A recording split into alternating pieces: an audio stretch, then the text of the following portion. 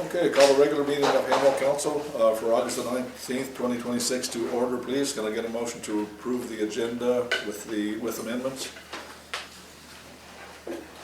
Councillor Jonah, move to approve the agenda with amendments. Seconder? I, Councillor Falcon, second. All those in favor signify by saying aye. Aye. Contrary minded? Motion Oh, carried. sorry. Aye. Thank you. Oh, would you like me to read the amendments that we removed? Yes. Okay, we've approved the minutes with the removal of item 6B, Black Arcs Phase 2, and move item 7A to consent section. Okay, the consent section, I need a motion to adapt the consent section. I, Councillor Stewart, move to adopt the consent section. Seconder? And Councillor Jonah will second. All those in favor signify by saying aye. Aye. Contrary minded? Aye. Contrary minded? Motion carried. Thank you, council. Any disclosures tonight? And we don't have any public input or inquiries, but we do have a presentation from the John Howard Society with Tim Fox, so I'm going to ask Tim to carry it away. Awesome. Thank you so much. Thanks everyone for your time tonight. Appreciate it. I'm here representing John Howard Society of Fredericton, and I've got my colleague with me, Kate Hubby. Kate is the manager of homelessness services. Just in case anybody had questions at the end. See how I lined you up to answer the questions? Yeah, I know what I'm doing. But really, we're just here today to say thank you. We can't thank you enough for your $3,500 sponsorship of the coldest night of the year. It means a great deal not only to us, but to the people that we serve. So we wanted to come by tonight and thank you for that. Every day we work with people experiencing hurt, hunger, and homelessness. Your support helps us not only to provide emergency assistance, but something so much more important, and that's a path towards stable housing and a better future. John Howard Society currently owns 6 supportive housing buildings, and we can house up to 58 people at a time.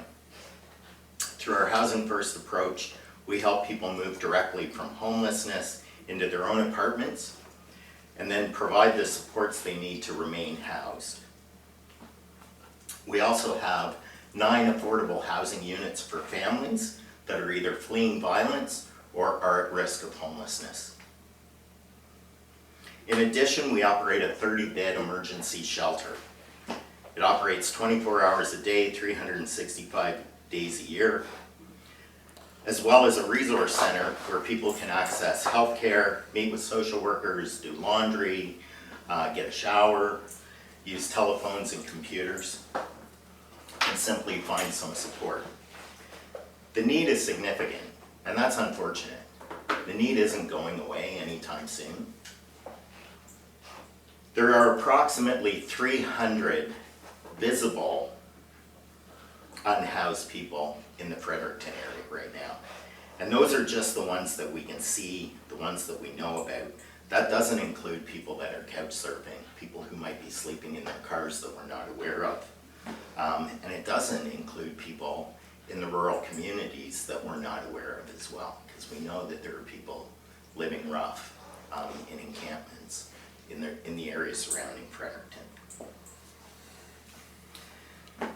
To give you an idea, last year, our resource center had almost 45,000 visits. 45,000 visits. We served more than 22,000 refreshments. We provided shelter, so in our shelter, we provided shelter for 275 unique individuals during that year. And we had more than 2,000 peer support interactions. So it's been a busy place. And it's been a busy time, and the need is great. And our work continues to grow. This year, we'll be operating a new facility for youth. Should be open in November, we're hoping. So in November. A new facility for youth, and it'll be under the banner Forge. So this is a little difficult for me to explain, but it won't be under our banner. It'll be under Forge, and different organizations in different communities are operating these, but it's sort of a patterned youth hub. And it brings together services for mental and physical health, education, career development, and overall wellness for youth. We've also purchased property for a live-in drug treatment facility, which will include transitional supportive housing for people moving forward in their recovery. One thing that we've learned, and one thing that's very prominent in all of the literature, is that homelessness is complicated. It can result from a lack of affordable housing, from job loss, from low wages, mental health challenges, family conflict, and many other circumstances. Study out of Wilfrid Laurier University shows that 30% of people experiencing homelessness are working. They have a job, but they're not making enough for rent. But homelessness isn't unsolvable, and I think this is the key point to all of this. There is a solution. Emergency shelters are necessary, but ultimately we'd love to have less of them, and we'd like to get out of the shelter business. We only operate a shelter because the province came to us, because there wasn't enough shelter services. That's why we operate a shelter. The real goal is permanent, affordable housing combined with the right supports to help people succeed. And that's the model that we use in our Housing First. That's how we're housing 58 individuals at any given time. And that's why your support matters. So thank you again on behalf of the John Howard Society of Fredericton, and most importantly, on behalf of the people we serve, thank you for your sponsorship of Coldest Night of the Year. Your generosity helps us provide housing services, dignity, and hope to people in the community who need it most. So thanks very much. We have a plaque here for you. So the reason I'm coming in August is because these plaques were really late in getting made. There was a hold up, there was a problem with the company that we got the plaques from, so they came really late. Then it was election time, then you guys were super busy, so Sherry and I talked back and forth and decided August might be the best time for us to show up. So I apologize for it being so late, but I do have a plaque and I do have a card that was addressed to Sherry for council, because you were our contact. I don't know what I wrote in it, because I think I wrote it 5 months ago. But here you go. So I just wanted to Do you want to get a picture? present that. The picture would be Let's great. get a Yeah. picture. Sure, Yes, good idea. that would be awesome. Okay, take a picture too. Can I get you to take one on? Yes. You know what? Absolutely. I'd like you in the picture. Oh. Yeah. Thank you. That would be great. Taking one for Hamill, she's Thanks so taking one much. for. Okay, where's the spot we can be? We're, Like the last set. how about right here? Somewhere that looks like Hannah. There you go. That's great. Yeah, that's on. All right. Do this? There we go. I'll turn it this way. Yes, that's even a better idea. There we go. Stand closer, pretend you like each There other. we go.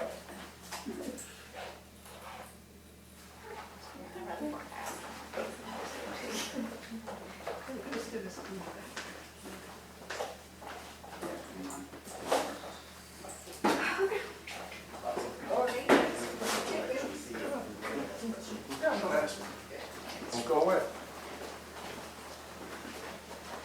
They don't leave it, paint paint's not touched. That's right. Well, thank you, Tim. We certainly appreciate your plaque and your talk tonight. Kind of opened a lot of eyes of just how much you guys do. And Hamilton here realizes that, you know, what kind of a cause it is, so our support, we know it goes to a really, really good cause. And like I said, if all you guys that work for the John Howard Society is much appreciated, Thank you. one and all. Now, did anybody have any questions for Tim about the John Howard Society? Because I know he brought a gal with him that knows all about the John Howard Society. Just in case. I have one, a quick one. Yeah. Because I always thought until I met you that the John Howard Society was looking after the wayward folks that were coming out of encampment on getting them back into society. But when you told me it's so much more than that. So you want to have a little spiel on that maybe of how you guys evolved from looking after one group Folks of who are, individuals? yeah, in the justice system. Yeah. Yeah, so we still do that. We still work with folks in the justice system. We still have a whole variety of programs in that area as well. But really it evolved because what we're really into is crime prevention. So how do you prevent crime? You try to get it at the grassroots before. And so homelessness and dealing with folks who are unhoused helps in terms of dealing with, helps in terms of preventing crime. Right. So that's kind of how we got into that, and just need in the community. That's why we run youth programs. So we run a variety of youth programs as well, and the idea with that, in fact, one of the programs, all of our clients are referred to us by the police. So they refer kids to us who are at risk of becoming involved in gun and gang violence, and then we work with those kids to try to ensure that they don't go down that path and that they get the services and the help that they need. And it's amazing, you know, some of those kids that we deal with, the responsibility that's on them because they're not getting support at home or because they become the parent to the parent is quite unbelievable.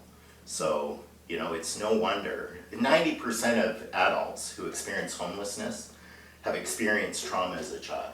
So that's not to say that trauma necessarily causes homelessness, but it sure has an impact, right? One of the other misconceptions out there around homelessness is that, you know, people become homeless because they're doing drugs and alcohol and all that kind of stuff. And while that's true for a small number of folks, it's often the other way around.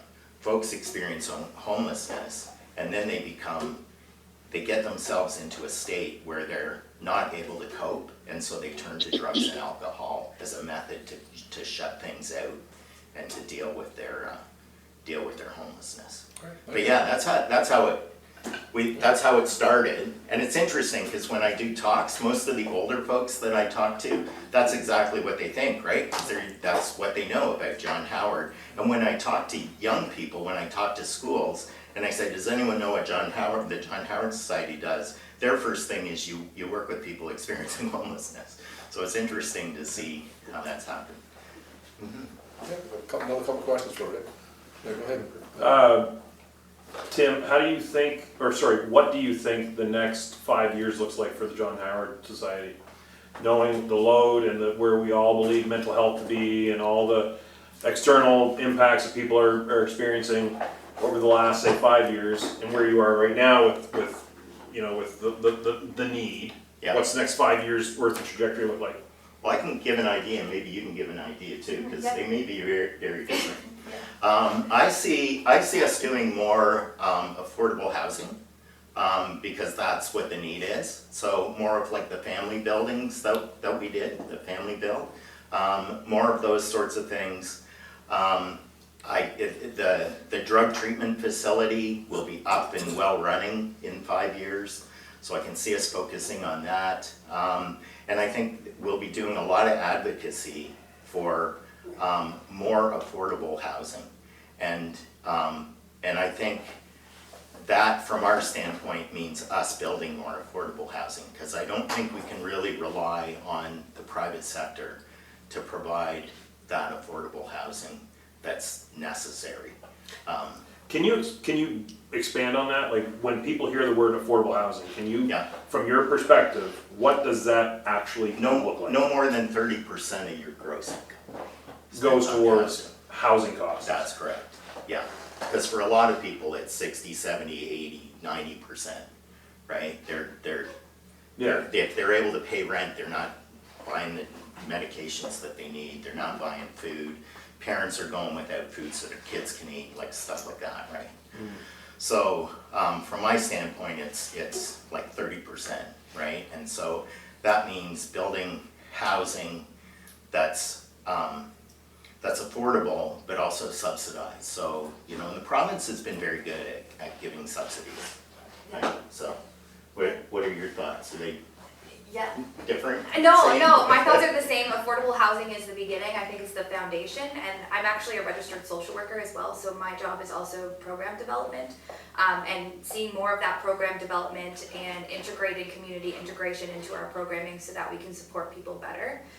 It's about teaching them what their barriers are and what skills and strengths that they have so that they can move forward. That's a huge part of John Howard, I think, right now. So we're training our staff on how to work with they work with an interprofessional team. So we have everyone coming together with a continuum of care.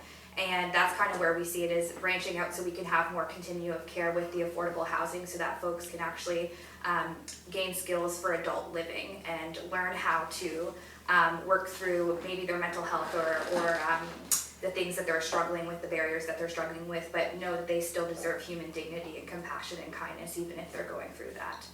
That's a big part of what we're doing now too, and enhancing program development so people have the skills to be able to actually move through recovery. And it's kind of a two-pronged thing too, because we need to work with youth. We need to get to more youth so that youth don't end up, it's easier to deal with people upstream, right? Before they're in the river and they need to be pulled out and we need to do all of that kind of stuff. So Housing First is great, but it's really downstream, right? By the time people are in need of Housing First, so much could have been done when they were younger. And that's why those youth programs are so important, but it's such a difficult thing to maintain funding for. So, we rely on government funding for all of our programs really, to provide the bulk of the funding. And it's interesting how, 1 year you have that funding, the next year you have the funding, next year you don't have the funding, program ends, the next year you don't have the funding, then you get the funding back. Like it's this whole, and in the meantime, all that work that you've done for those folks, and you've seen those kids succeed, and you see them to the point where it's so exciting, because one of the things that happens is often our staff, the folks who work with the kids, they're the ones who get invited to their graduations. That's how important they are to these kids. They want them at their graduation. We've had staff who have worked with kids who have been in trouble in school, having trouble in school, haven't been able to go to their graduation. They've been banned from their graduation, but they graduate. We hold a graduation for them, right? Because they need to have those experiences. They need to not be rejected all the time. And they need to be able to get away from that trauma that they've been dealing with and learn how to deal with it so that they can be successful, so that we don't deal with them when they're 50. Half of people who are experiencing homelessness in Canada right now who are over 50 are experiencing it for the first time. Like that's where we're getting at right now, right? And a lot of it is just affordability. They're not able to find a place, right? So they're couch surfing, they're bunking with relatives until they can find a place and all that kind of stuff. So if we can deal with it earlier, I think we're in a better position. So I expect we'll always continue to try to deliver youth programs as well. Okay, lots of questions. Next Well, was, actually, I was talking, you touched on it there. Where does your funding come from? What percentage where does your funding come from, private or corporate or government? What's the breakdown? And the other question related to that was, how does that compete with other organizations and groups that are doing similar orientated things? Right. We all get funding from the government. Yeah. Yeah, us and other organizations who are doing similar kinds of work. The only reason that we don't compete, first off, I should say we don't compete with the Fredericton shelters. So we work very closely with the Fredericton I was gonna shelter. say, every agency, we're trying to work together. So society has, especially with technology, I was born in the 90s, so I grew up before we had technology. I grew up while technology was being created, and now I'm in this era now. And with technology, we see social integration coming into play, especially after COVID. People were more comfortable staying in their homes, and so socially integrating yourself is becoming harder.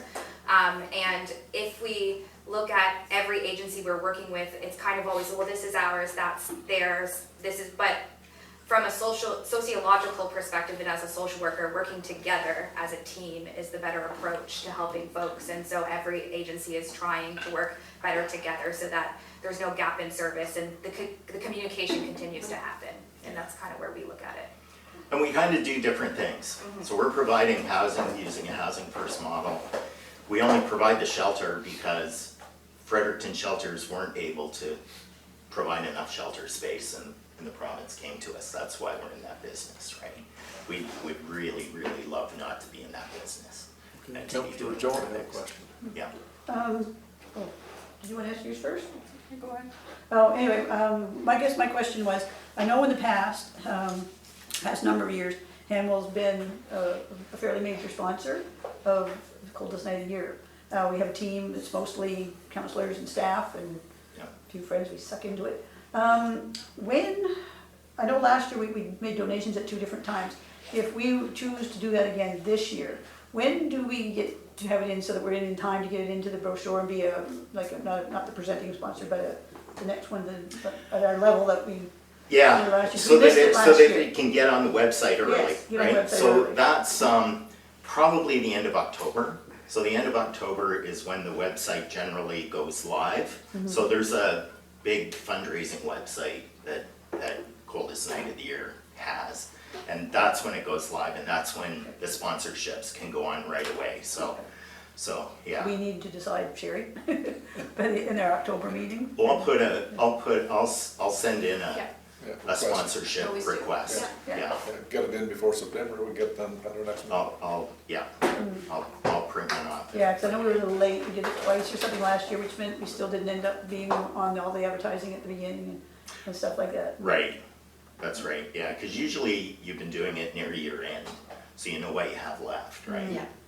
Yeah. And, which also makes sense. It does, But, but we'll see, but yeah, for maximum benefit for your sponsorship, you want to be in early enough that as soon as the website goes live, we can start doing that. And also, I do a whole bunch of social media posts as well, and so those get out early as well as later. Right. Okay, Councillor Stewart? Just 2 questions. One, so I used to work for many years in group homes and in transition homes for women. So I'm wondering, do you have any programs that are connected to those types of environments? Like that you work cohesively with in programs to help clients in those settings?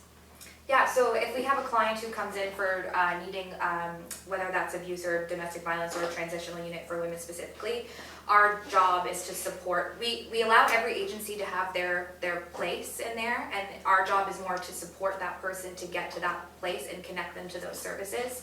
So what we're trying to do is make sure we're educated on every agency within the city, and then we get them to them, and then they do the foundational work with them if it's related to their specific thing, yeah. And my second question is, considering Hanwell, is there anything, any sort of stats or information that would relate to Hanwell population? And if there are, what could we be doing here to help help in a positive way, anything that you guys might be aware of regarding Hanwell residents? Most of the folks we deal with, many of them don't have ID. Yeah. Many of them don't talk about their background, where they're from, where they've come from. We know anecdotally that we have clients from Hanwell.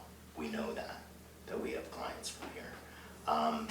We also have been working, just recently, the Capital Region Service Commission came to us. They're interested in having us work with them with respect to homeless populations in rural communities.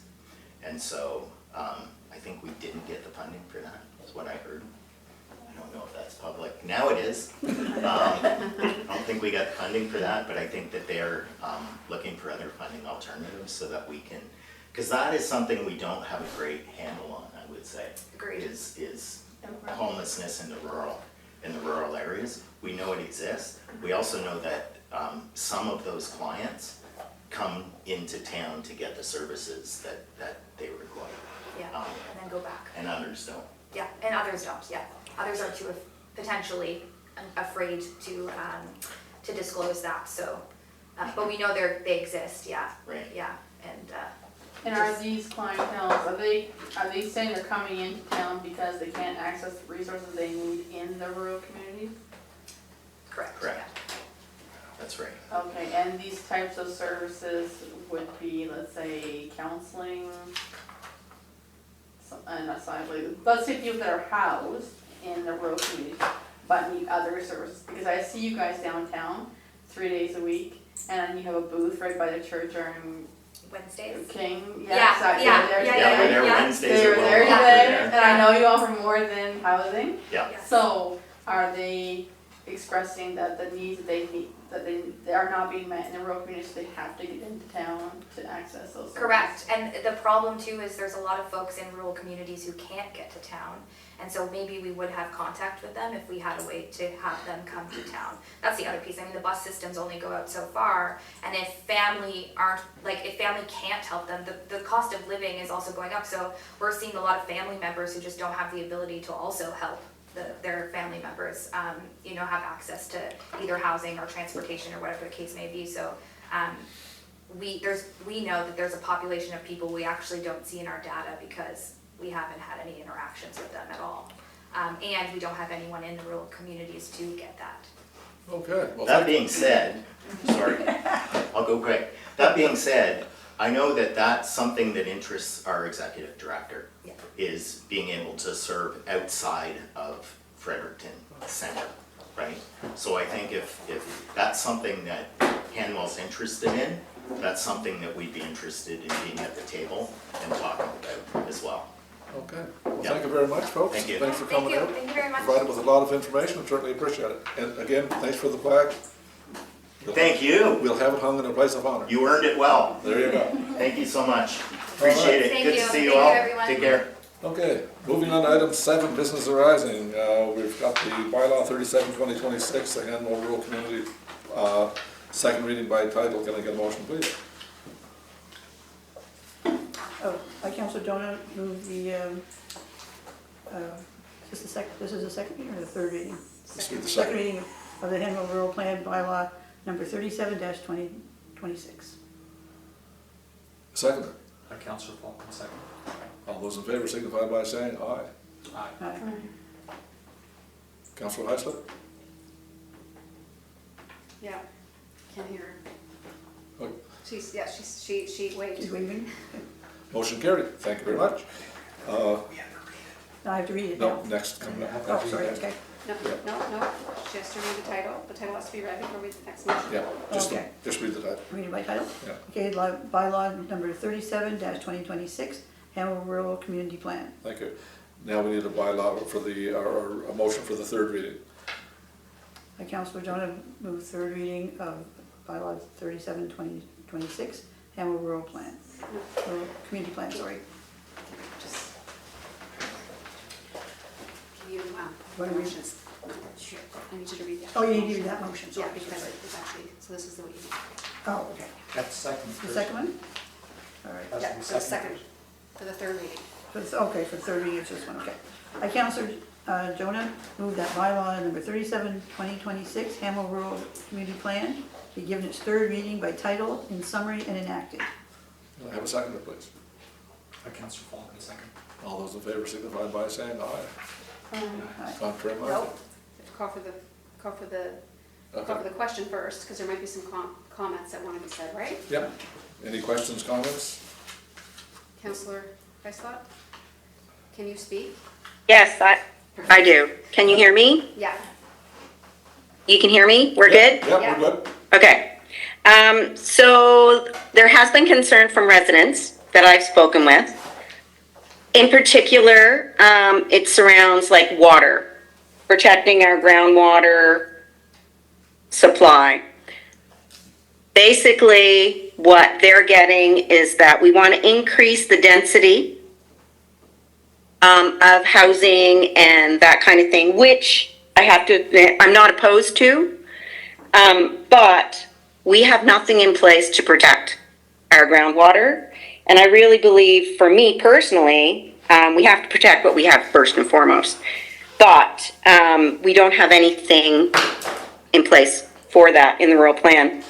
The other thing that I'm noted was that we have a policy regarding monitoring. Basically, it says that the rural plan policy encourages the monitoring of on-site services to prepare for the potential development of municipal pipe services. But we have no way of actually monitoring that. We have nothing in place to monitor that. So I'm not comfortable with that at all. I think we should have something in place, given that we have that policy. And then the other concern that has come up from residents is with regard to the wind turbines. In particular, the large wind turbines, so that the setbacks that are in place currently in the rural plan are not sufficient. So it does say that you can have the large wind turbines within, I believe it says 1,000 meters from a residential building, which is only 1 kilometer. But then it also says that you can't have it, they can be placed within 95 meters of a lot. So with a main building lot or a public or a private road. So I don't think those setbacks are enough. Quite frankly, I don't know why we would allow that in Hanwell, given the fact that the development of those would destroy the actual environmental area that they would be in. So those are my comments. Those have come from residents, and as well as myself, I tend to agree. So at this point, I had already sent these in prior to, but didn't get any real information back other than to say that the water, you know, basically there is nothing really that can be done. If I add 2 additional units to my house and my neighbor's house has turbidity or decreased water flow, it's basically up to me to contact the Department of Environment. We can't work it out, it goes to a civil matter. I don't think that's good enough when we're all on groundwater. Anyway, that's just my comments and thoughts. Thank you, Councillor Heislip. I'm going to start with I'll start with the Councillor Dooley. We'll go around the table for comments, Yeah. if you have it. No. No. Councillor Falkins. Only comment I have is that we've talked about this before. This is not etched in stone. Bylaws can be changed. That's correct. That's my comment. Councillor Casey, or Deputy Mayor Casey. Holly, just to clarify what your concerns were, the first one I understood was density and water. The second one I didn't, you were kind of stepped on a bit or digitized. What was your second concern? The wind turbines, especially the large ones. Okay, I had that as your third concern. There was another thing, our lack of the ability to monitor something. Oh, yes, so that's listed on page 5 of the rural plan. And it says that we, as a municipality, would be monitoring on-site services to prepare for the development of municipal pipe services. Page 5. Second column, page 5 up at the top. Okay, got it, thanks. Your concern about density, where did you get in the plan that we were looking to increase the density of the rural plan? When I spoke to the consultants, that's exactly what they told me.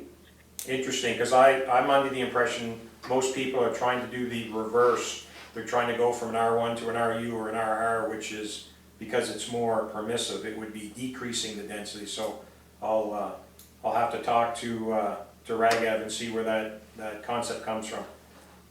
So Yeah, he basically told me that they wanted to have an increase in the density, albeit a gentle increase.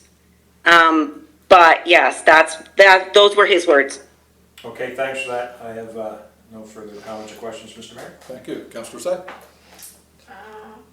No, I hear the concerns that she has, especially with the water and like a plan for that, but I think that I'd go ahead, I'm with, just plaques and plan, I think we deal with some of those issues afterwards, because as Bruce said, we can Right. change them. It is a living document. Yeah. Yeah, for sure. Councillor Walsh. Nothing. Yeah. Councillor Stewart. I'm good to go ahead. I do understand the concerns and agree that we can look at reviewing this down the road. And Councillor Jonah. I guess I'd just like to point out in regards to some of those concerns, as we say, it is a living document. Also, anything that is going to be done, like a wind turbine, for example, or adding to your density, all have to have building permits, and they'll have to be reviewed. So it's not, just because it says it's there doesn't mean it is going to be exactly the way it is. It all depends on, and for example, with lots, if suddenly a lot has changed, by the time you want to build a turbine, then new rules will take effect. So everything has a permit and an application applied to it. So I feel pretty comfortable with the plan the way it is. Okay, thank you. So, if there's no more comments or concerns, I'm gonna call for the vote, and I'm gonna do it a little differently rather than an A or a yay, and start around the table so everybody can announce their vote, and we'll know who voted for what. So Councillor Dooley, Just, yay or nay? okay, so. He can't vote, sorry. I Oh, can't sorry, Yeah, sorry, that's missed right. that altogether. Sorry, I can't vote. Yeah, you weren't attending You weren't the at the other presentation. So Councillor Folkens, Yes. Councillor Casey, Yes. Councillor Say, Yes. Councillor Walsh, Yes. Councillor Stewart, Yes. Councillor Jonah, Yes. Councillor Heisler. You know, nay. Okay, then we have a majority of yeas, so I'll declare the motion passed, and thank you very much, We're council. not done yet. Now, we're not done yet, I need the reading of the summary. Find it here. Okay, bylaw number 37, 2026, Hamwell Rural Community Plan.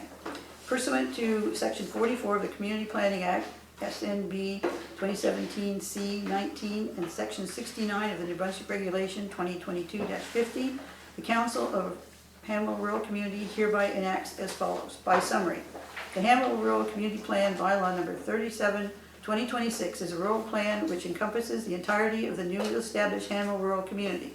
The new rural plan will repeal 4 existing rural plans and 1 municipal zoning plan, which impact areas throughout the rural community, with the objective to consolidate all existing land use documents into one single cohesive planning framework that applies uniformity across the entire community. The plan includes sections for A, background of the planning area, which includes the intent of the rural plan, the title of the plan, and the area of coverage. B, the objectives, policies, and proposals of the rural plan, which fundamentally impacts how the community visions itself moving forward and how to protect environmental aspects while allowing for potential future development. Objectives provide long-term vision for the community, policies guide council in the regulation and management of land use and development. The proposals support the policies by identifying potential actions, initiatives, or projects that may assist in implementing the plan's vision. C, the plan also contains policies and proposals with respect to residential development, rural development, commercial development, industrial development, park and institutional development, natural resources areas, Yoho Lake watershed, environment and climate change, heritage, and archaeology. Transportation and conductivity and water supplies. The plan contains zoning and D, the plan contains zoning and general provisions. These sections contain definitions, purpose, and administration, and general and zoning provisions. There are general provisions pertaining to a variety of uses. The general provisions stipulate specific requirements for individual uses. For example, requirements for home occupation or standards for accessory buildings. The zoning provisions stipulate requirements for specific to individual zones. The plan has 11 zones. The new rural plan also follows the newly mandated Statement of Public Interest regulation as set out by the provincial government in 2023 to address the larger inconsistencies within planning throughout the province. This ensures that all plans throughout the province are applicable to a unified and equitable planning framework. The rural plan also includes Schedule A, which serves as a zoning map for the community as outlined above. The map illustrates the 11 zones throughout the rural community and will be used to identify the zoning designation for individual properties. To be enacted by the Council of the Rural Community of Hamwell as follows. 1, this bylaw may be cited as the Hamwell Rural Community Plan. 2, the bylaw comes into force on the date of the final passing thereof. The bylaw repeals and replaces the existing listed under section 1.3 of the new bylaw. Thank you, Councillor Jonah. Okay. Oh, we need to read the bylaw, read the. Oh, sorry, read the title again. Bylaw number 37-2026, Hamwell Rural Community Plan. Very good, thank you. Item 8, new business. Item 8A is a notice of by-elections. This is the notice that there will be a by-election held on October 19, 2026. All vacancies must be declared by no later than 4:30 p.m. on August the 28th, 2026.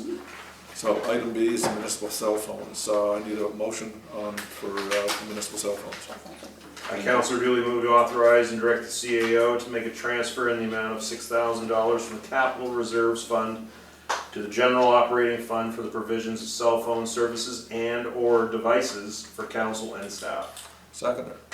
By Councillor Jonas, second. Any questions, comments?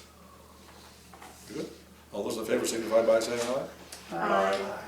Contrary minded? Motion carried. Item C, Ecology Phase 2? Yeah. Okay, I need a motion for Ecology Phase 2. I, Councillor Jonah, move to authorize and direct the CAO to proceed with Eden Aquifer Phase 2 for the purpose of mapping aquifers to support and inform future development planning at an upfront cost of $75,000 plus HST for a total of $86,215. Can I have a seconder, please? I, Councillor Sarah, second. Okay, this motion's been moved and seconded. It's now on the table for discussion. Any comments? Should I start around the table or just have comments in general? We may as well start with Councillor Dooley, see if he has any comments. Can you come back to me on this one? I certainly can. Okay, thanks. Yeah, Councillor Falkins. First go round is, what did the first phase cost? $31.25. $3,125, which was split between ourselves and Arcadia. No, the total is 6, yes. We paid 31, they paid 31. And the total cost was how much for his ask at that time? Not from us, but the total cost of the project. It was 6, that was, How, I thought it was 25,000. can I explain how it worked? Yeah. Okay, back when this started, it was a brand new program. The total cost that, all of the programs were the same. We did a mapping one, we did the water one, there were other ones that we weren't involved in. The total value of the projects were $25,000. That's what the companies received. It was $6,225 or something like that. Yeah. We split between the two of us because we did that. And then the grant from Ignite paid the rest, So how much did this company get? $25,000. And that's not part of the land one either, right? No, we had two projects in So he hand. got total 25,000. Right. Okay, so this time around, as I read it, he's asking for 75,000. This is a totally different thing. That was a project. We didn't go to him or any of the other groups. This was Ignite got funding Yes. from somewhere, came to the municipalities, asked if they were interested, and you could come put in any project you wanted, any topic, anything Understood that, you wanted. yes. We chose those two this time. Right. And so, therefore, we weren't buying a service from him, I guess. We were bidding on a project that had a, Understood. and so therefore, because it was aimed at new startup companies, they agreed to work well below their normal rate. Understood. Yeah. So this time around, my understanding from talking to him is that he's asking 75,000 from Handball, 75,000 from Arcadia. No, That's what he told me. for him. if he's entering into an agreement with Arcadia, that's a totally different, I mean, he could do business with No, whoever. he's asking 75 from each, for a total 150,000 is what he's doing to me. Yeah, Okay. but what Arcadia's doing doesn't inter. That- doesn't I understand. interfere. It's not the same It project. just happens to be the same thing, Yeah. same project, okay? Well, Same project. yeah, well, yes, Now, he he's- also yes. explained to me that there is possible funding from other organizations, Yes. outside organizations such as ACOLA or whatever, okay? Yes. So therefore, based on the ask here, would it not be prudent to find out whether or not that other source of funding is coming up before we allocate that kind of money? I don't think timelines work that way. Well, that's No. the other thing is because time-wise, as Councillor Dooley pointed out, why the big urgency for September? Oh, sorry, Casey's, my apologies. Why the big urgency for September if our current contract with them doesn't expire till November? You'd have to ask him that question in That would particular. be a question to To ask, ask him. because there seems to be an urgency. I don't know that there's a direct urgency. Well, It has- the way he's explaining it here in his ask is that it has to be done by mid-September. I think he would like to get started. Because a lot of the data we have now is getting to be a year old, and I think to do But he with the says the data continuance. is good to the end of November, or to end of the first year, Mm-hmm. which he said the other night that it would still be provided to us Yes, regardless. oh yeah, regardless of, the data we have is ours. So, again, the urgency doesn't seem to be there other than on his part, okay? But what else do we need to know? Yeah, please address the chair rather than talking back and forth. I don't understand, I don't, Again, I was just my questions, okay? So what else you need to know? There's a lot of stuff in here that you would ask, but I will move on. Okay? Councillor, or Deputy Mayor Casey? Yeah, a couple concerns, as you all know. The first one, and I understand that Councillor Jonah just read the suggested motion, but he can't map aquifers. That's not what he claims he can do. So I think it's inappropriate for us to actually vote on a motion to pay him money for something he can't do. And his own presentation to us, and he himself said this is a probabilistic computational screening. So he's using software to give us a statistical analysis using publicly available data that is not mapping aquifers. It's something completely different, which is a major geological undertaking by hydrological firms. So if we want to contract him to do something, I think we need to make sure the motion reads correctly. Now, the other concern I have is, what are we trying to do with this information? Because we're not in the water business. If we want to get into the water business, I think we first have to make that decisive step and vote on that, and therefore we will explore some opportunities, some firms that can actually provide us with some data towards that end.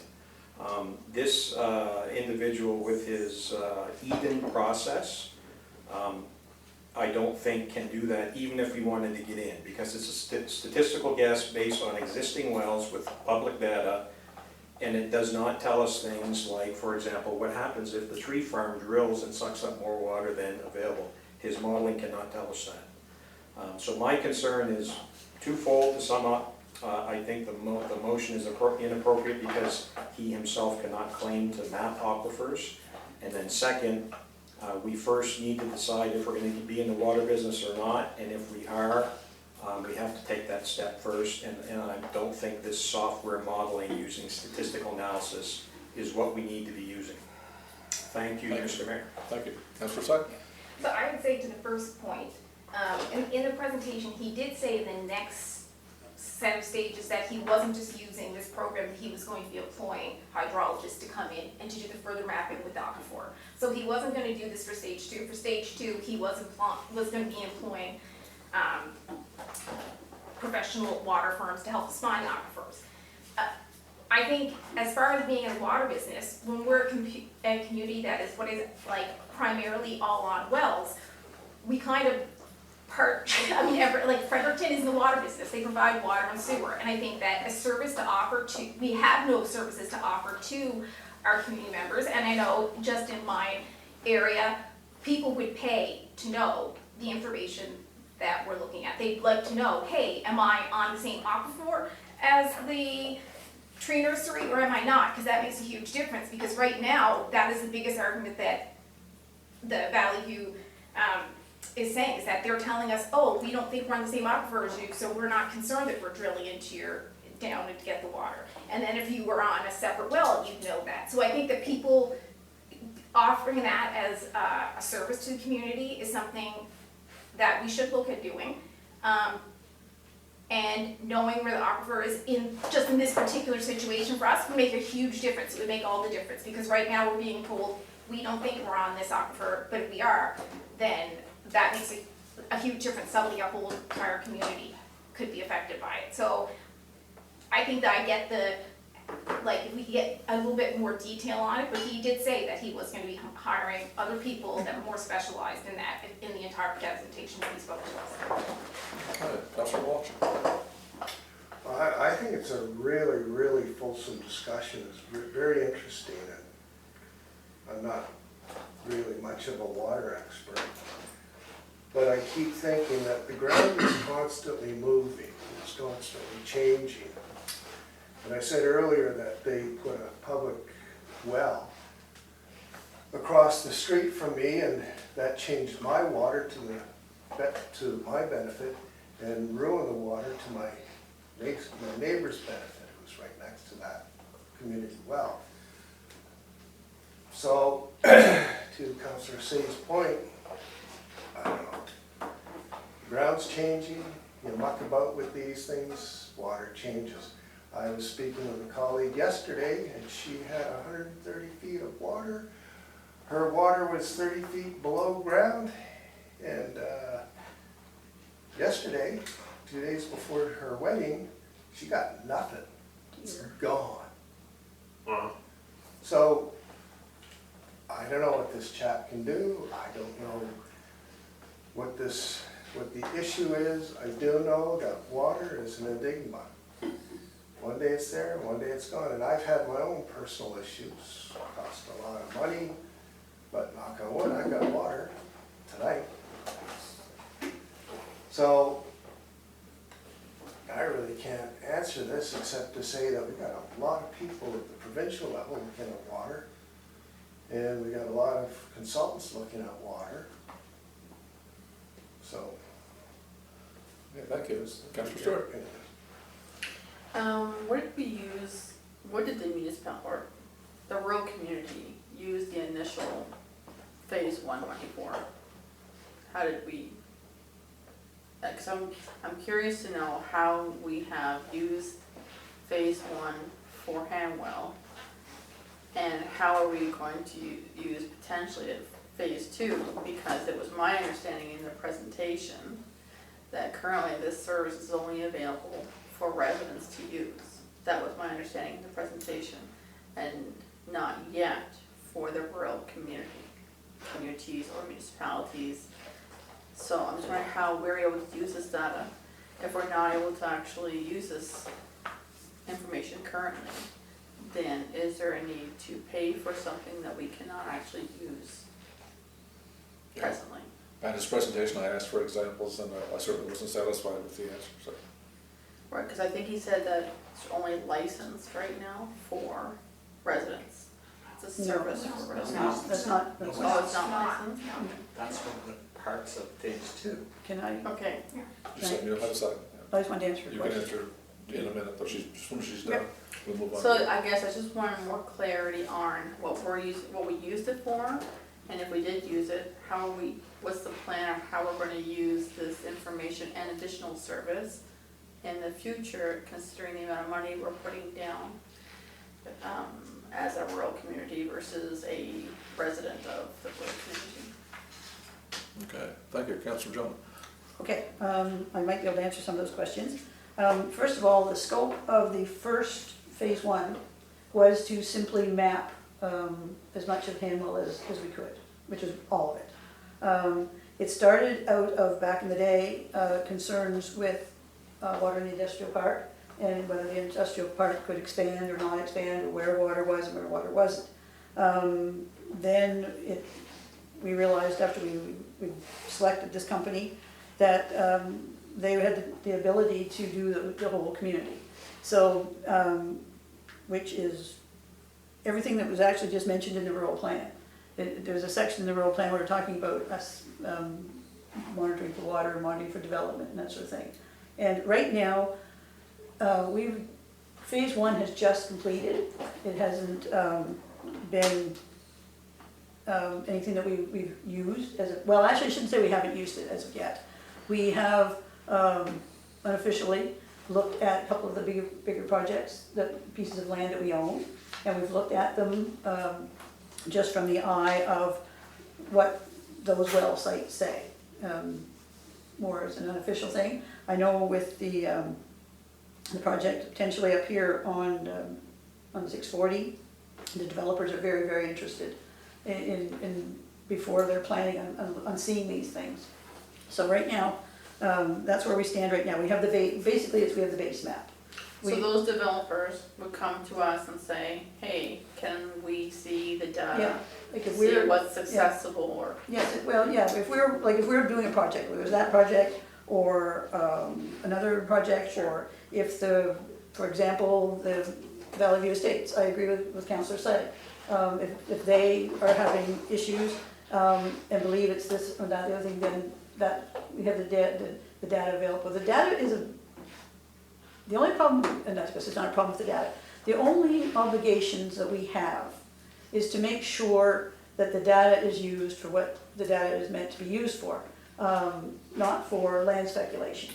That would be the thing. You know, we just can't post it on our Facebook page, you know, this is where all the water is, and this is where the water's not, because they run into legal problems with that, you know, years ago when this first started. That is our only issue. It is meant to be, it can be used, once the agreements and the legal processes are gone through, it can be used by the community for any development we would do. So they say, for example, Valley View Estates, nobody has water, and we are forced into the water business. Then it would be used for finding, you know, it's a tool, it's like I say, and as you say exactly correctly, there will be it's not gonna be the be-all, end-all. There will be, it'll be confirmed by, you know, the hydrogeologists and this and that, but it will save, and I do believe, that's what he says, it will save you drilling 2 and 3 and 4 places. And, which has happened, I've seen it happen on residential properties. And so that is what it's for, it's a tool. It's not the be-all, end-all. It's certainly better than 26 years ago when I dug my well, and I called the well driller, and he said, oh, well, everybody's well out your way is 70 feet deep, and blah, blah, blah, blah, well, mine was 200 and something, so, I mean, it's improvement. Okay, just I'm gonna let Councillor Dibley speak, and then if you have a question, I'll Councillor get Hyslop as well would like to speak. Yeah, don't forget Holly. Oops. Councillor Hyslop. Oh, probably yeah, like to in a speak minute, as well. yeah, okay. Councillor Dibley. I for one, I mean, knowledge is power. You know, knowing where our water is, it's great information. It's fundamental information, really.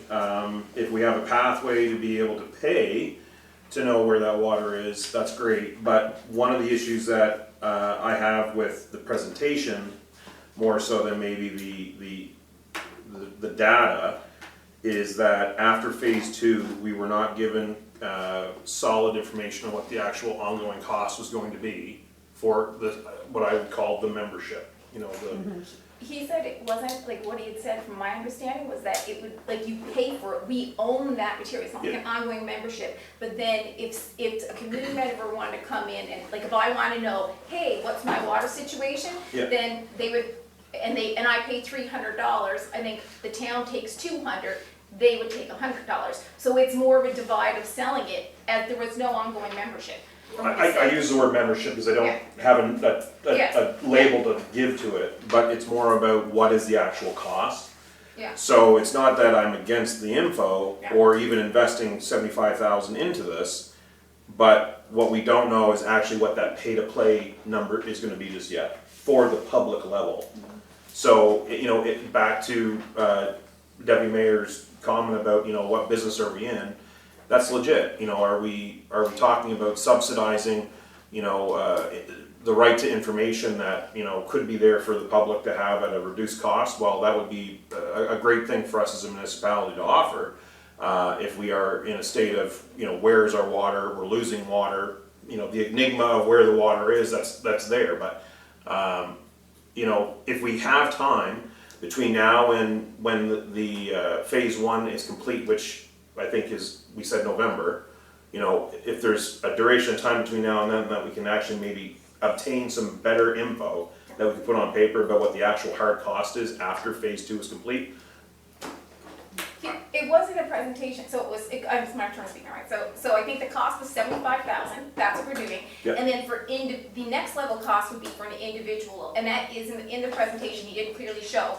This is the amount you would pay as a private resident if you own the land, and the splitting down the percentage of it, and because then you said, what if we were to buy into it? Yeah. And it was like, so there was no buying into it, he said, but you would just pay and you then own that information. That's where my concern lies, is that we Yeah. pay the 75, And then we own and that then information. what we find out is that at that time or at a later date, once the contract is signed, all of a sudden it becomes a cost that is, you know, cost prohibitive for the average person to be able to tap into this. It clearly says how much it was. It was like $300 for a private citizen to access their own personal well. It said it on the thing, because I remember thinking I would pay $300 to know if I had water there. So I think it was more for a developer or some to do it, but for a private person just to know their own water lot is $300.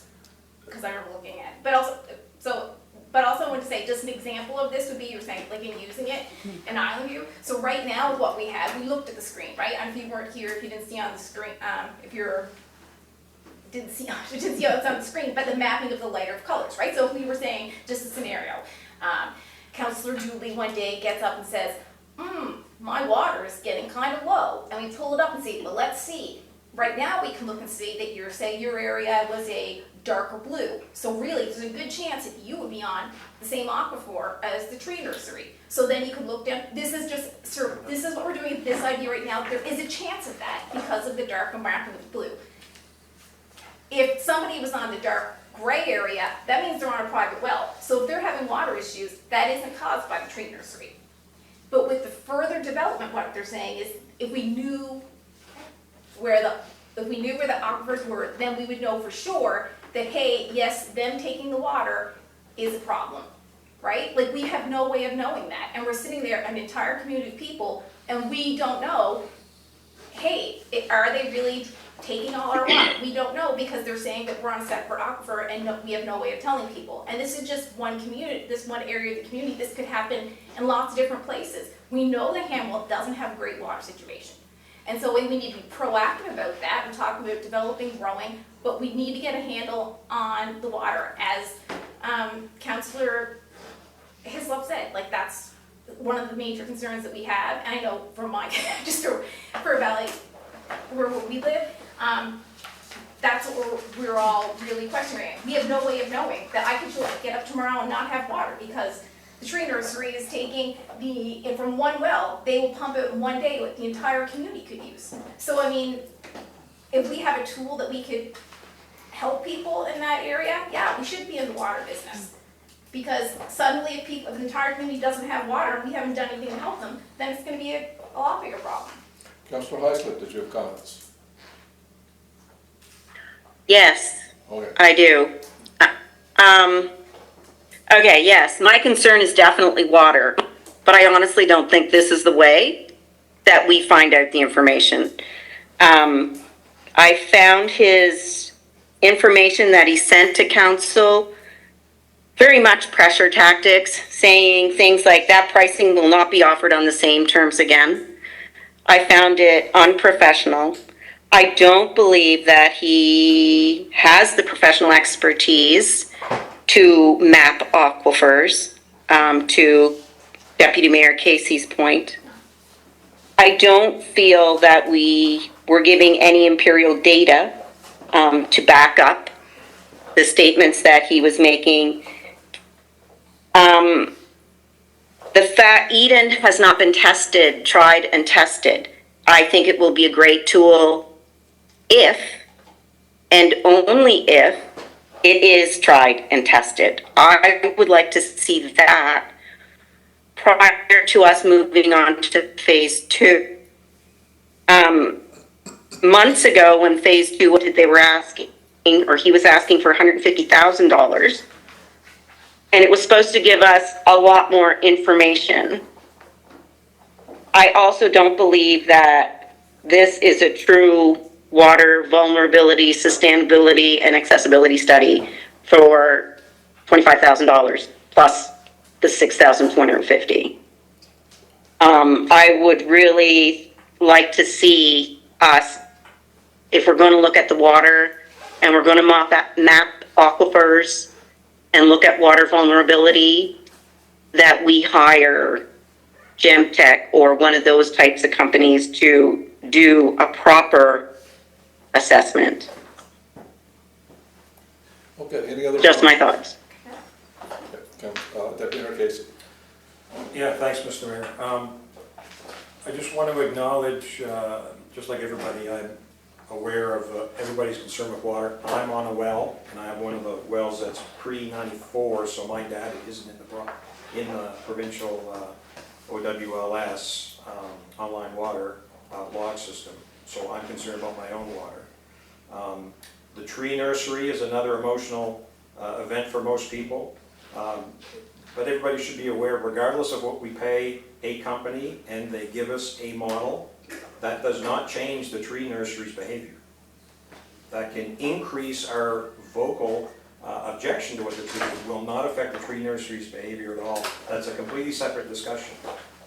We already are discussing whether us as a community want to officially voice our concern about the tree nursery, but this does not play into that at all. Now, as far as his ability to map aquifers, I will read what he told us in text for everybody listening here, what he's going to do in phase 2. Whether pumping here can hurt the well next door. Recharge yield by zone. In other words, how much water the ground can give back in each part of the town. Potential contamination pathways. Quote, probabilistic equals odds, not a lab finding. So he's telling us again in phase 2, he's using a probabilistic statistical method. It's an educated guess. He is not mapping aquifers. To imply that is false advertising. I never heard him say that. It's possible he did on sidebars, but he's not claiming in the paperwork he gave us he can map aquifers, and we should not believe that we are contracting anybody to do that. So I share Councillor Heislip's concerns. This is not the direction to go if, and I say if, we choose to get into the water business. Thank you, Mr. Mayor. Thank you. Councillor Wilkins. Yeah, 3 points. Number one, I think everybody misses this, and I actually think it's a good idea on some levels, okay? I'll say that right front.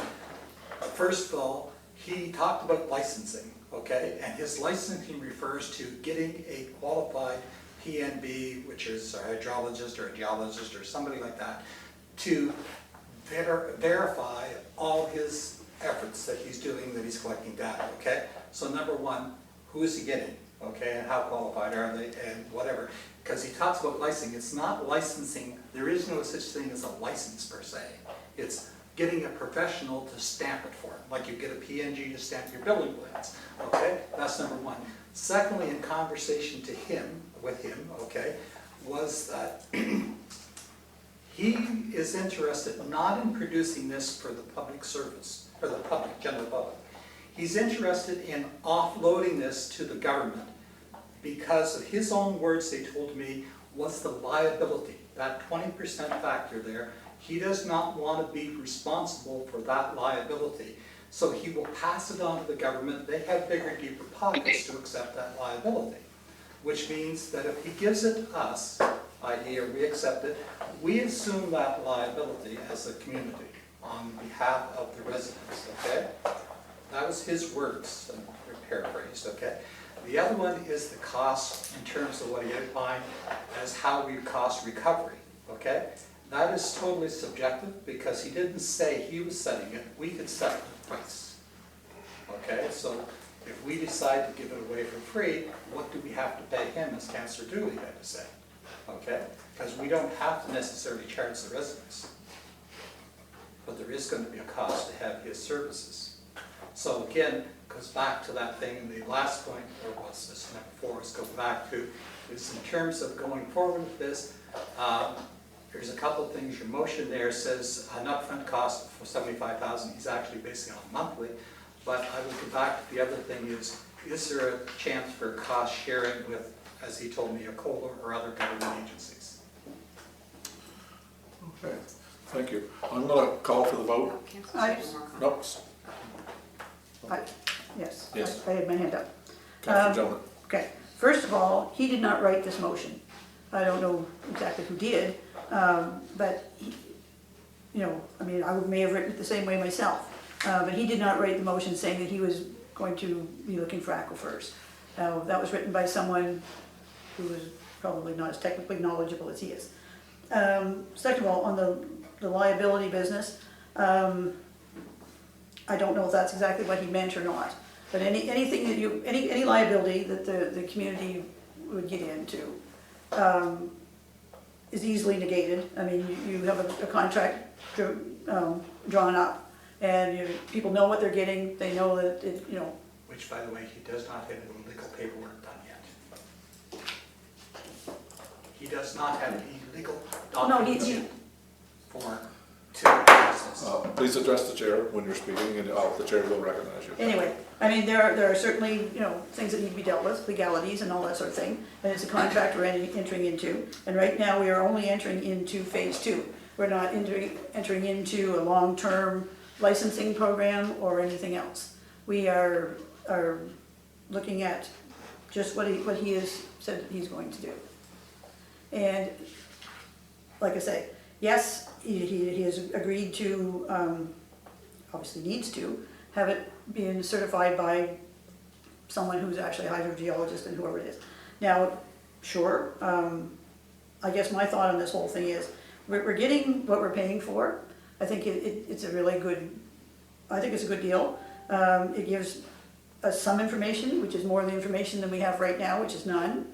I wouldn't even venture to guess what Gemtech or whoever else might contract to come and dig up half a hand well and find out where all the water is. Because I mean, to me, there are only two ways of doing it. Is either you do it statistically, the way he's doing it with modeling, or you dig test wells all over Hanwell. And I don't know what that cost would be. Okay, and lastly, Councillor Heislip, then we'll move on to the vote. Oh, no, she did. No, you're good? All right. Tanya? No, I'm good. All right, thank you, Councillor Heislip. So moving on to the vote, I'm going to start with Councillor Dooley and go around the table and a yay or a nay. Councillor Dooley. I'm nay, and I want more time to be able to, I would like more time. We have time to be able to, so if we could bring the motion back to a later date, that would be great. Therefore, I'm a nay. Thank you. Are we Councillor voting Foggins. on that motion? Pardon? We're voting on this motion, yes. On what's written? We could reword that motion if it makes you feel more comfortable with what we're getting. So the only way I would vote yes on it would be amending the motion to what it actually reflects to with a timeline. We already started the vote. So no. Yeah. We can always bring this back at a later date.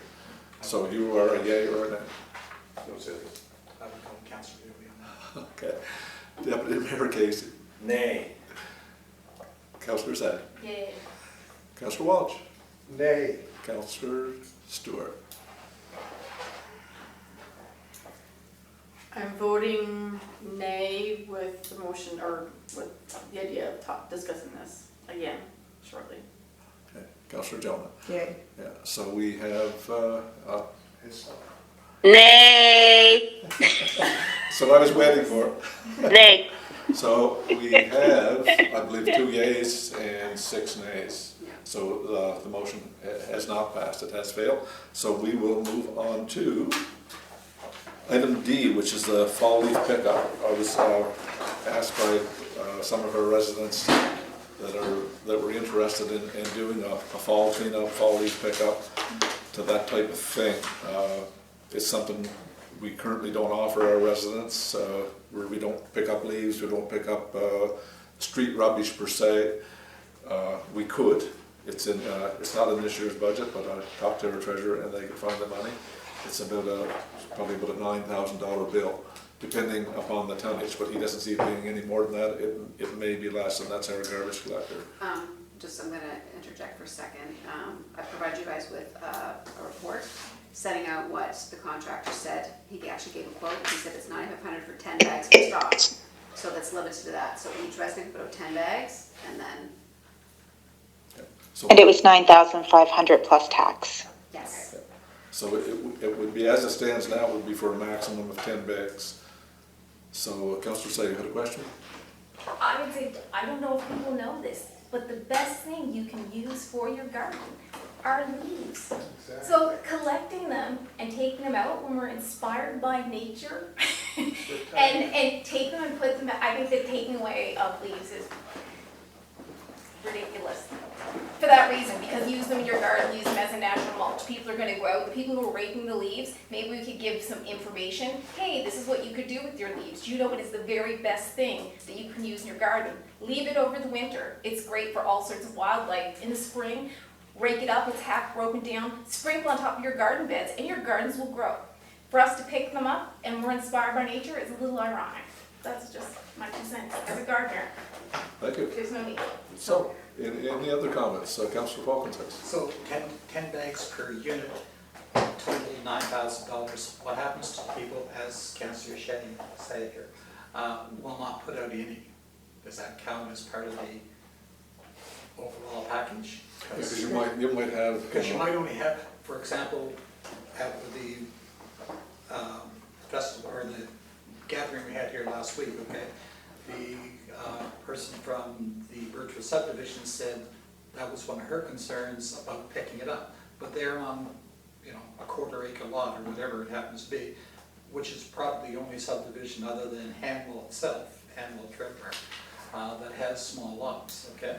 So majority of the people in Hanwell, are they looking for that service?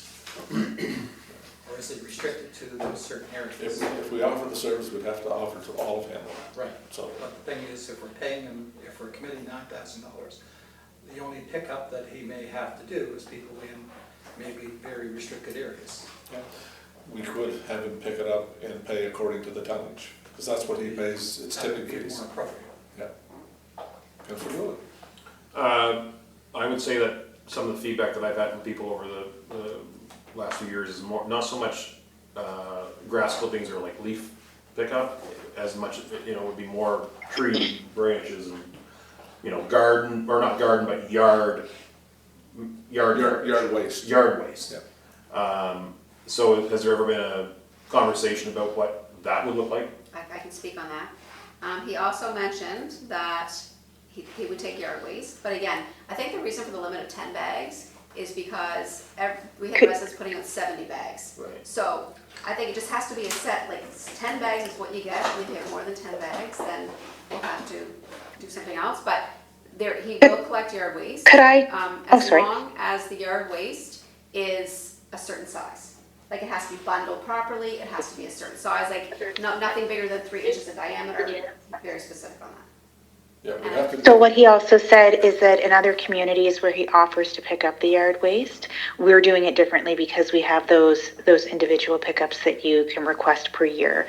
So that could include your yard waste. But he said for this particular one, it would be leaves and branches that I think are smaller than 3 inches, I think, in diameter. I have to look at the paperwork just to confirm that, but we specifically asked about other waste pickup, and he said, well, I do that in other communities, like a fall pickup or a spring pickup, but he said, what you've contracted is that individuals can order it now.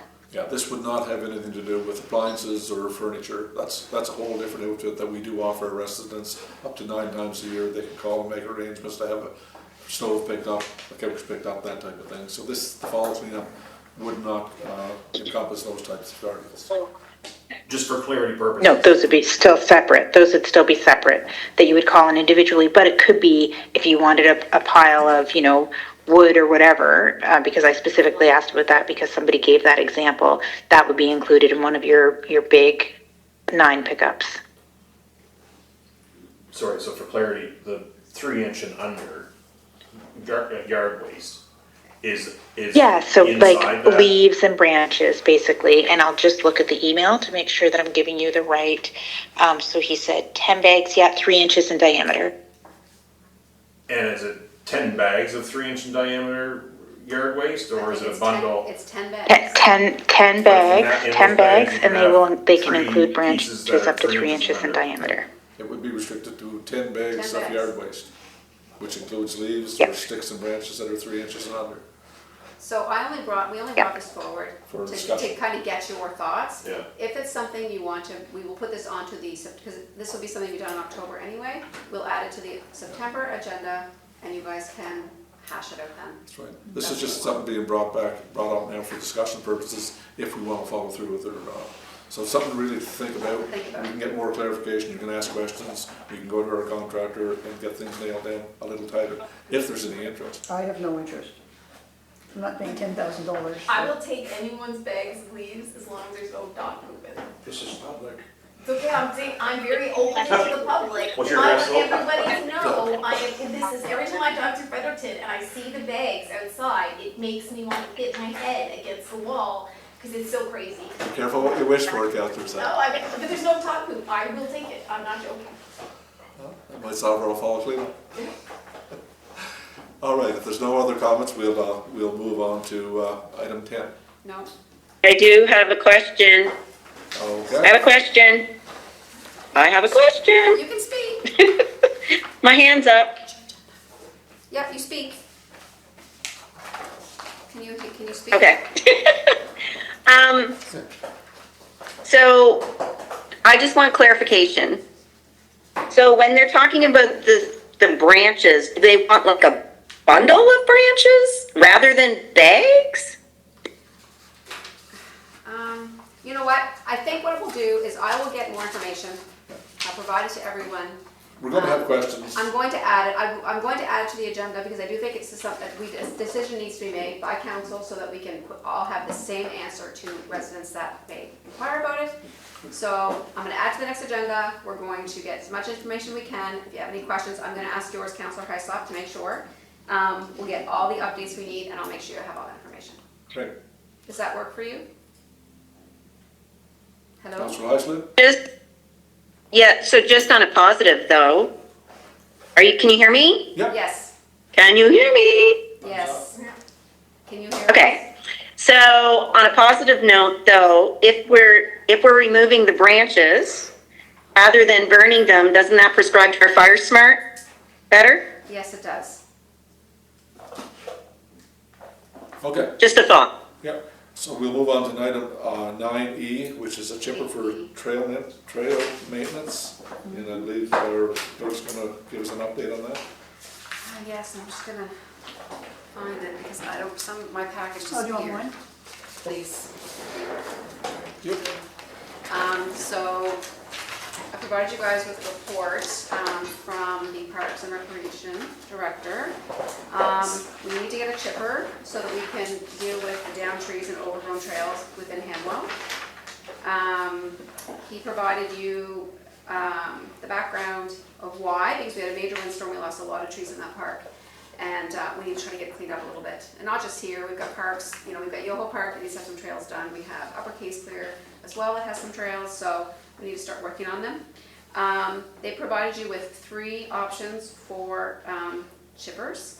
I'm not sure if you're ready to vote on this tonight. If not, we can move it till September.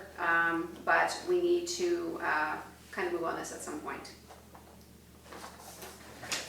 So that's just an information at this point in time. Deputy Mayor Casey? So my suggestion is we put some thought into this for a future event. There is an option 4, which is contracted service. If we get into, I'm interested where he find a Vermeer 700 for $15,000, that's a $40,000 chipper. It's used. It's a Yeah, used so one. then that becomes a managed asset, so when that breaks, how long do we want to amortize the cost of that? So there's some considerations for us to get into, how much volume we're gonna put through a commercial chipper versus how much wildlife costs for what we need, for example. So that would be something I recommend we put some thought into in the future. It's just that we've had these services of the tree removal folks in before, and they're very expensive. Yeah. Right, that- It's like, I bought, which I'm just saying, like, to get them to come in is insanely expensive. But I mean, yeah, the Vermeer, I would go with the biggest one possible. You'd save in a man hours getting somebody to use it. I use a wood chipper on a regular basis. I got it for Mother's Day one year. Bigger is better, and you don't wanna contract it out, because it would be a fortune. And we're not looking at chipping every tree that's fallen in our park. It would be a full-time job for a crew. Councilor Dooley? Be interested to know the indirect costs. Currently, the maintenance, the ongoing maintenance is important, but more so labor, liability, and the insurances to actually operate it. And the education that would come with who is operating a wood chipper of a commercial level, not, a small residential unit. Again, all very good questions, and that's something we've, again, we're putting it in for discussion, so we'll discuss away. But I think if anyone has any questions, they go back to Sherry, and she can work it through and provide information as needed. Councilor Wilkins? Technical, what's 9 by 17 inches? Like, that's the diameter of the wood chipper itself? So again, Capacity? How big the wood that goes in is. Diameter of the It's 9 by stick. 17 inches, I think, Yeah. rectangular. It's usually a round, Right. like it's a tree, So up to 17 inches in diameter, which is not the circumference, or not the radius, but the diameter. I haven't got that thing in front of me. You have one that takes a 17-inch tray? No, 9 inches is what is taken. that seems large to me. 9 by 17. Yeah. I don't think we can lift a I would assume 17-inch tree. the opening. No. It's the opening. That must be the opening, Nine yeah. inches by 17. Yeah, because usually you inches. can't chip anything much more That's what than it can be. 10 centimeters. Yeah, the wood intake is the actual 6 opening. inches is normally, we've seen a lot of chippers do At that. that price, it's a tree that big. Yeah. Which is a big size, Which fairly is, good I'm size. surprised. which is a fairly. More than good that, you're size. burning it. I would think even at that, I mean, to me, Yeah. anything over this, you're burning More it. than that, you're probably. But then you just don't have to leaving cut the it. side branches off as much either, right? Like, that's the bigger Yeah. thing, it's like the time waste to try to trim it down to fit it in the hole. Exactly. Okay, so for discussion. Chip the wood from the side of the road and waste it. Okay, item 9, we have no proclamations. Item 10, upcoming activities. Handball Sports, June the 15th through August 21st, registration closed, it's full. Weekly trivia night, Handball Place, August the 24th at 6:30 p.m.